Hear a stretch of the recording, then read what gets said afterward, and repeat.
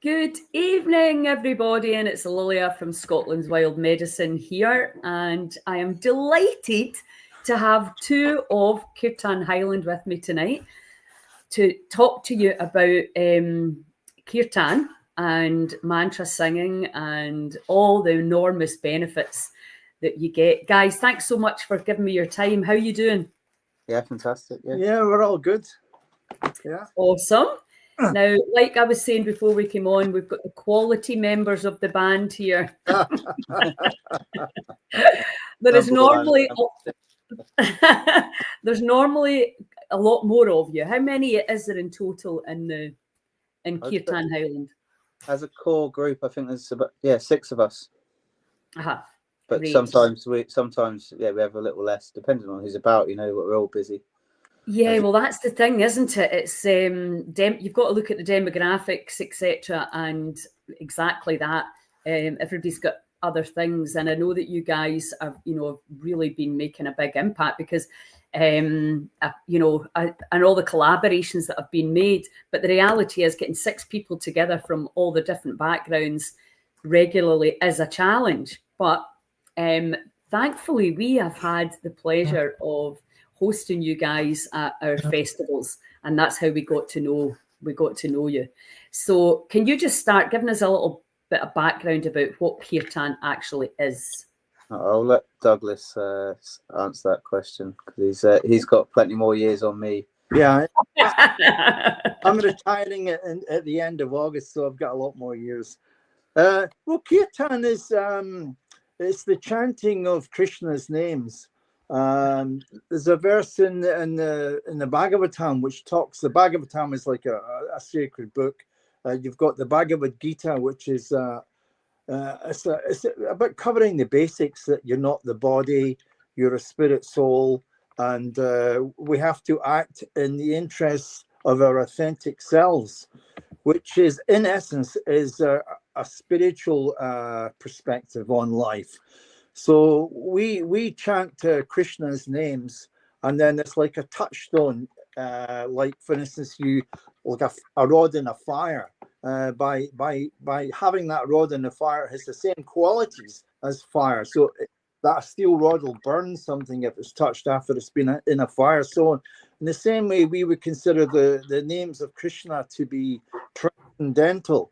So by associating with such transcendental names, we ourselves reignite that spiritual flame within ourselves. So in essence, that's Krishna consciousness. Yes, and I think anybody that's been can feel that. I think taking out the kind of spiritual aspect, there's something so powerful about singing together, isn't there? And what's lovely about mantras is that everybody can join in. Well, we meet every Thursday in Richard's Yurt, which is in Muirvord, and the numbers can fluctuate from 2 or 3 till about 13, 15, whatever. So as I say, life gets in the way, but when we come together, it's quite phenomenal. And we start off using pranayama, which is like alternate nostril breathing, and that brings you into the moment, it brings you into the present, so to speak. You're aligning all the nadis within your body.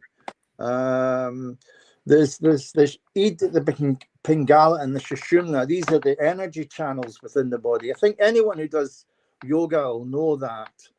But we start off with that, the breathing pranayama. We do that for about 5 minutes, and then that you can feel that change within the atmosphere within yourself. You're a lot more calmer. And then after that, we start chanting Om for another 5 minutes. But as you say, like when we're chanting Om together as a group, 13 people chanting Om, it's very, very intimate, actually. You can hear the subtle changes in other people's energies. You can feel it within yourself too. 100%.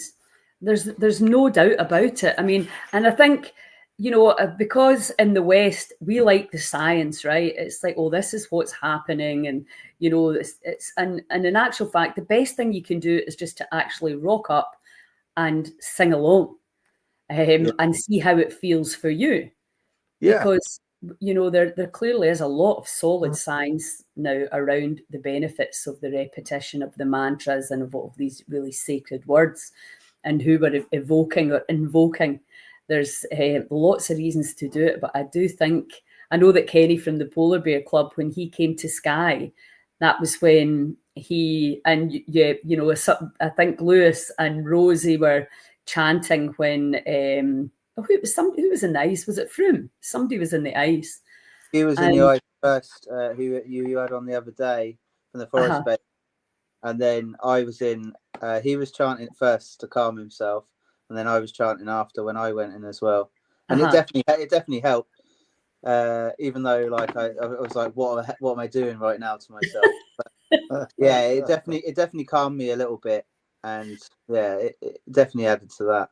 But like for me, like for the sense of community, like I've tried to find communities in all different avenues of life, and for me, one of the biggest things, the chanting's fantastic, the community, the hugs. Do you know what I mean? He's a hugger. Yeah, I'm a hugger. Yeah, you can like for anyone that like life's stressful. For anyone that's having a stressful day, and then they come to the or they come to one of our events, you do see like a bit of a transformation by the end of it. Or after a couple of times them coming, there might be someone that shuffles in at the back of the room, doesn't say anything, closes their eyes, and that's it. Next time you see them, they're alive. They've been chanting it in their head, in the shower, on the way to work, in work, all these kind of things.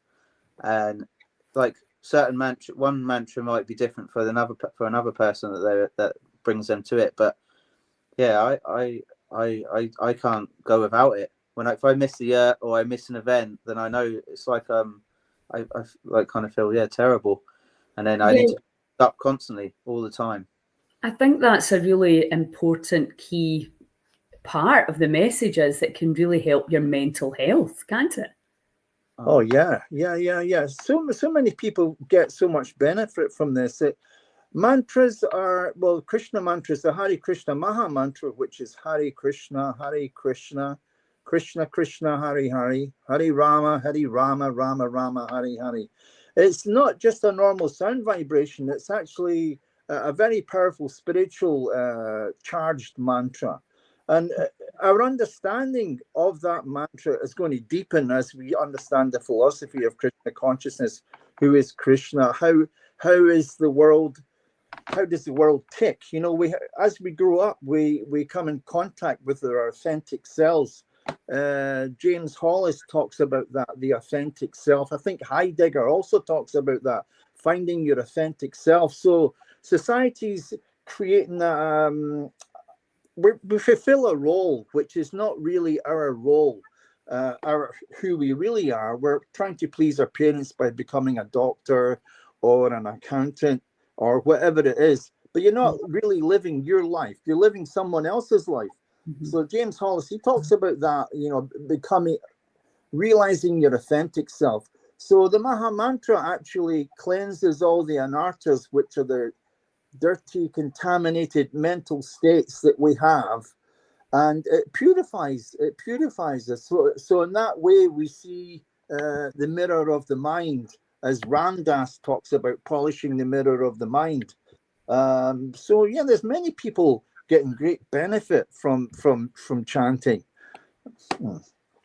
And I think like you were saying there, a lot of people don't maybe fully understand the power of it, and maybe kind of watch, from a distance. And maybe if that's why we love having you guys at the festivals, because people that maybe wouldn't rock up to Kirtan normally. When I lived in Malta and when I was traveling, Kirtan's just part and parcel of your life, right? But it's really not in the West. So I think, the big message is try it. But tell us, how did you guys get into this, and how did you all get together? Do you want to go first? I joined the Hare Krishnas in 1979, way back in the day when I was 21. Really? And I lived in a temple in Watford that George Harrison gave the Hare Krishnas. So I lived there for about 10, 15 years. Then I had kids, and I went through the whole 9 yards. You know, the shaven head, the dhoti, all the dress, all the gear. I was out on traveling Sankirtan, which you travel in a little van full of books and selling books on the street and all sorts of other things. But the thing is, it's quite. I think really to find yourself, there's a lot of struggle in life. You know, like it can't be easy a lot of times. So, like, you know, why are these things happening to me? And then looking back at it, you see, you know, I got this from it, or I got that from it. And like the older you get a certain kind of perspective, you know, the examined life. Anyway, that I moved up here about 12, 13 years ago, back to Inverness. But I was living in a temple in Watford. Then I think I started chanting with Deborah and Martin. They've got a yurt in Conton. And I was going to various other mantra groups. And I was just hoping to meet another devotee. You know, you resonate with people who are like-minded. You know, you feel the click. And then we met Lewis. I went to, so near Muirford, there's a place, it's like a farmhouse run by a lady called Donna Grant. And she does she had an open day, and there was all kinds of different things on. There was a drum circle. I had the opportunity to go in the middle of 2 big drums. That was pretty intense, and I was the first guy for the ladies to do it to. Then it comes to lunchtime. I went to get some lunch. Well, no, before I went to get lunch, I heard some chanting going on, and I was like, all right, I think I've heard that somewhere before. And I don't know if it was a Kula Shaker tune that I'd heard before that was getting played, or it's something. I just heard it, and I was like, it feels like I've heard that before. It was either I've heard it in a past life, or I've heard it on a record kid, but I couldn't remember what it was. So I sat down. I just was taken in. I wasn't chanting or anything, but I just sat down. It was a lovely day with the sun out. I got given a book, and then me and Douglas had lunch together, exchanged numbers, and then I didn't go for a while because I was like, I don't know, is that my thing? Am I going to the other side of what I like, becoming a hippie or what? I was not going to do that. So, I was like, no, I don't know if I'll go. And then I had a bit of a hiccup. I've had a few of them. I had a bit of a hiccup, and then I was really like, what do I do now? Where do I go now? And then I think I had Douglas's number, and I texted him and said, look, can I still come? And it'd been a while. And then he was like, yeah, cool, so I'll come pick you up. I got picked up in Inverness. Didn't know where I was going. Didn't know if I was coming back. Yeah, we blindfolded him and put a hood over his head. And I've been wearing orange ever since. Now, I got a lift up to the in Muirford, and we all know it, I hope anyway. There's a log burner in the altar in there. I come in with open arms, and everyone was so welcoming. And I don't know if I've ever kind of felt that other than close family members, that connection with someone. But I went, and I've been going for 2 years in October, I think it's 2 years. It might even be longer than that. Like, it's hard to think how long it is without looking at dates. But what a journey it's been. It's helped with my sobriety massively. I feel part of something. I still have bad days, but I know that I've got something to fall back on. I've got people that I can talk to, and they don't necessarily want anything from me other than to turn up and to have a good full of joy. Do you know what I mean? Yeah. I'm not truly seasoned in the Krishna consciousness yet at all. I'm still a beginner, and Douglas probably would say he is, even though he's been in it for a long time. But a sense of community, and like I said earlier about someone coming at the back of the room and shuffling in and not really chanting or feeling like maybe they should be there, to then next minute I'm in the group and I'm singing my lungs out, and like I said earlier, I can't get enough of it. I love it so much. Music's always been a big thing for me, but I never thought I'd be leading mantras at events in Scotland. Never. So yeah, it's been a really exciting journey, and I hope it never stops. You know. Yeah, well, it won't, does it? It won't now. You know how to do it. But it's interesting. Obviously, I remember when I was in Australia, which was probably 22 years ago, and I met a young guy who's probably around 20 who was telling me about Hare Krishna and the mantra, and I knew from the light in his eyes that he was telling me something I had to listen to. So I started doing it myself. But obviously, like a lot of things, it slips by the wayside. And then meeting you guys again, I was like, yeah, I knew it. I mean, it's again really, really familiar to me because I'd done it so often when I was traveling. And it's definitely been helpful for me to understand the science behind it. So it's, you know, that there is it's a very, very powerful thing to do. But I don't know if you've noticed how a lot of people are scared almost of their voice. And, you know, once they actually get the courage and start, and you can see that even when you guys start, you know, people are a wee bit like, no, everybody's sitting down, and then before you know it, everybody's up, like, you know, and really got into it. It's like there's a courage almost it takes to just actually sing your heart out. Why do you think that is? It's very therapeutic, isn't it? Having singing your guts out, you know, like absolutely. Look at Glastonbury. Everyone's belting it out, all the songs that they know, and the bands are playing with such conviction, and it's that people are buying into that story. Whatever the song is about, there's a resonance about what the song is about, and people identify with that. You know, so I think when you chant the Hare Krishna Maha Mantra, because it's a transcendental sound vibration, the connection is much, much deeper. It's very purifying. You can feel the effect after an hour or so of chanting. And that does resonate deeply, very deeply. Yeah, there's no doubt about it. And so you guys are going, tell us what festivals you're going to be at, because I kind of forget. You're going to be in Nairn. Yeah, we've got going to be at your event in Nairn, and then is it Aberfeldy, is that correct? Aberfeldy, yeah. Yeah, they were hoping to do both of them. I think that's both on the cards.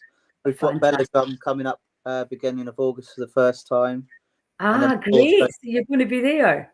Yeah, that's amazing. Days. I think it's not on the main stage. No, not on the stage. Next year. Aye. One step at a time. They put a winter festival on just so we can come back. But yeah, we've got Nairn, Aberfeldy. We've got 2 mornings at Belladrum, which I think it's early sets, but 2 mornings at Belladrum, which is a Friday and Saturday, and then the same within that weekend we've got a Linasa, I think is how it's said, which is at Findhorn. So there's a big festival going to be there. So we've been asked. We've not got our set times yet and what day, but yeah, it's growing massive. Like we'd been going for a few months with events outside of the year last year when we came to your event. We'd had a few events, but that was just kind of like at the beginning stage. Then we came to yours, and then we're buzzing after that. By the way, and Skye. We come to your event in Skye. Then we went outside and did some kirtans with kirtan by Sklaglachen Bridge. With the mountains in the back, and we dipped our heads in the water to have eternal youth. Yeah. We did that again this year as well. Yeah, just to make sure. I don't know what's happened. And then a few of you went to Millport, didn't you, for Kenny's big day out, big weekend? Yeah. Millport was me, Taylor, and Rosie, and what a buzz that was. So last year we came, and I wasn't leading mantras last year. So last year I was taking photos and videos. And that's right. I had to step up at one point and lead some mantras, and then I've been doing it for just over a year. So just about a year was when we come to Skye. I'd started a little while after that, but met Kenny at the second Skye one at Broadford, and what a guy!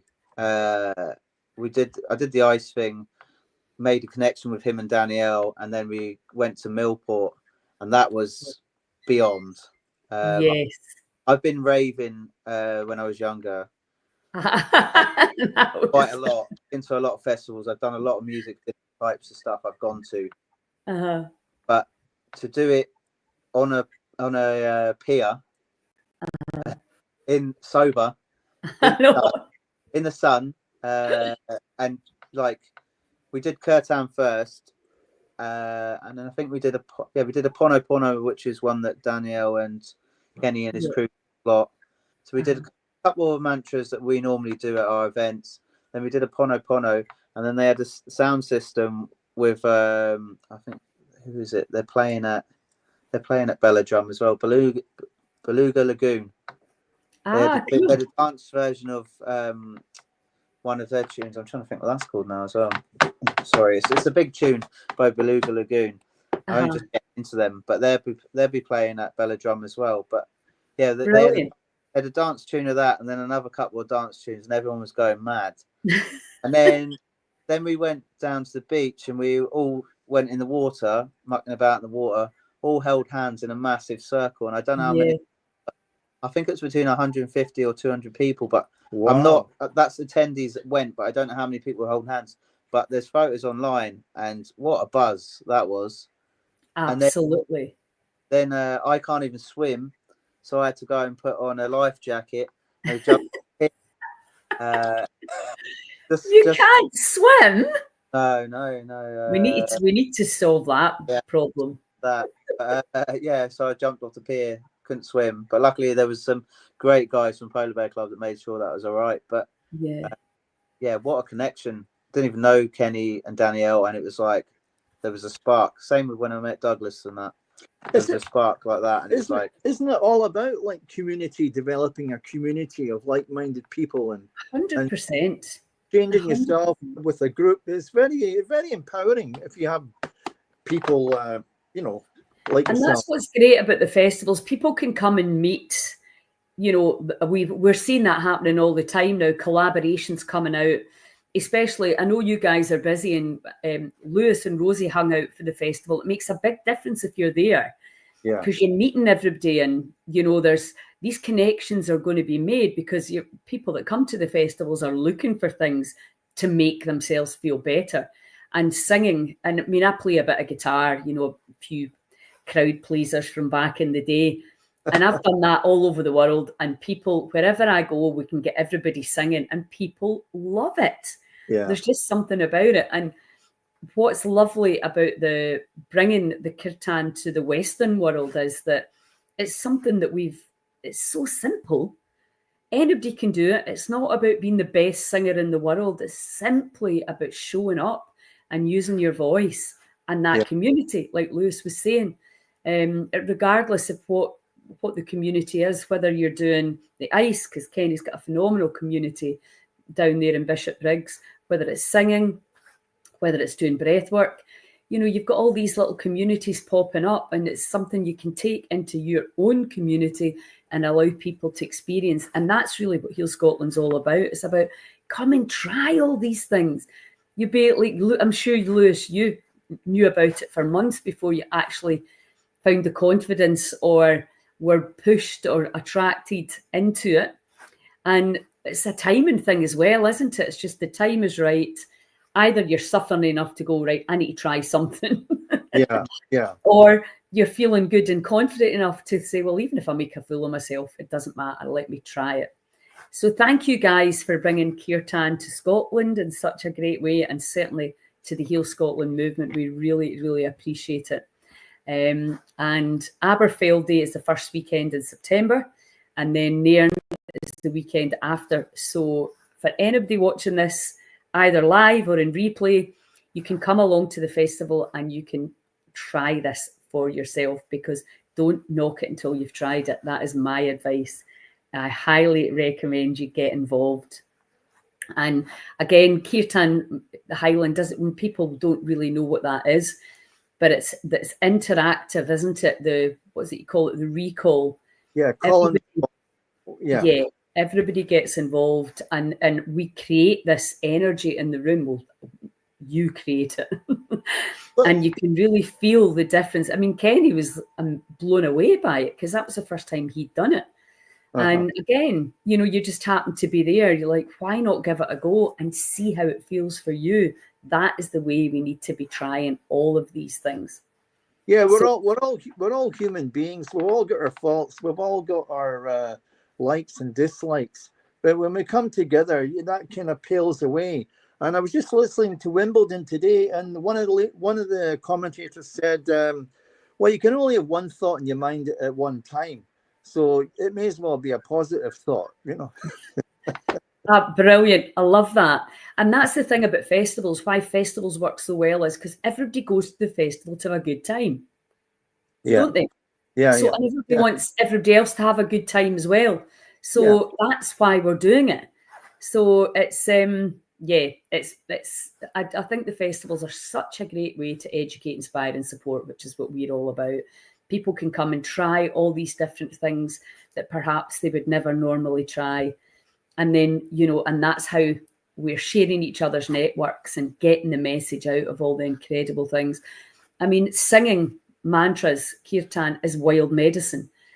It is medicinal in the body. It makes you feel better. And that is, wild medicine is about anything that makes you feel better. So thank you for that.